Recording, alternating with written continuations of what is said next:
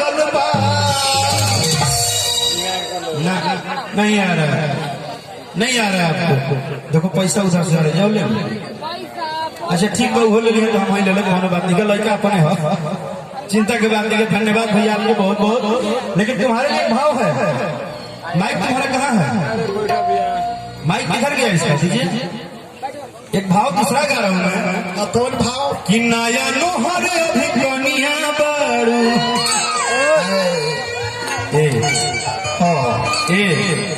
सुना ना, बोली ना का चिंटिया के मम्मी बोली ना, सुनम तो गाने ऐसे कहे बोलत रहो किसी आके 6 महीना से वो रोटलानी मांगत तने देते नहीं थे, कैसे बोले?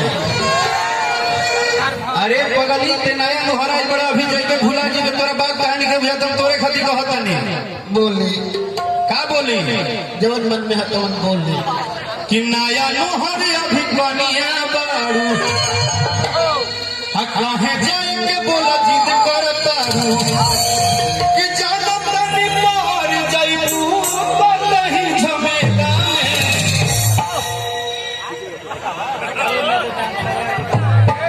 ये क्या था? खेला था खेला। हम अभी वो हम तुम्हारे लिए एक ही लाइन गा ही रहे हैं कि धनिया भूला जाइबू नहर के मेला में। यहाँ बहुत भीड़ होता है तो भुला के हमसे का मतलब? हम दूसरों से खेले तो जल्दी गमछी हटाओ, त्योहार खराब कर दो। आप बोली भी आप कि लागल दशहरा के मेला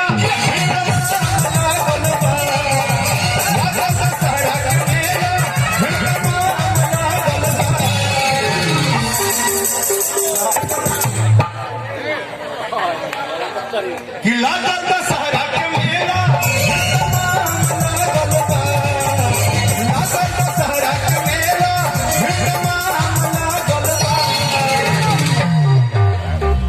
धीरे चलाओ गाड़ी आए राजा जी।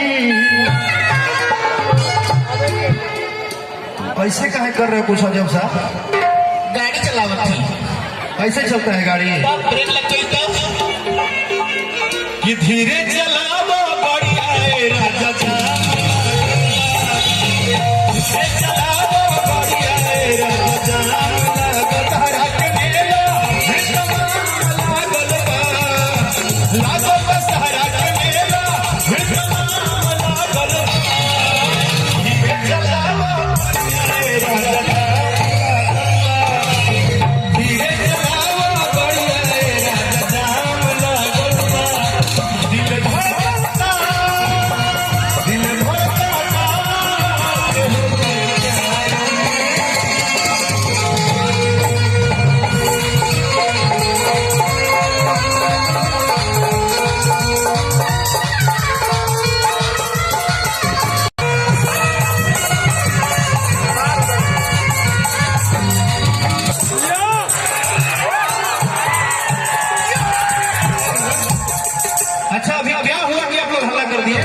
कुछ भेटाया था क्या?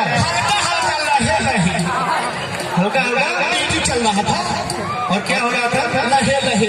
अच्छा अब फॉर्म में आया था ना, अब ये फॉर्म में आया है। इधर आप क्या कर रहे थे तुम? जरा मुझे करके दिखाना। चलेगा भैया, ये हल्का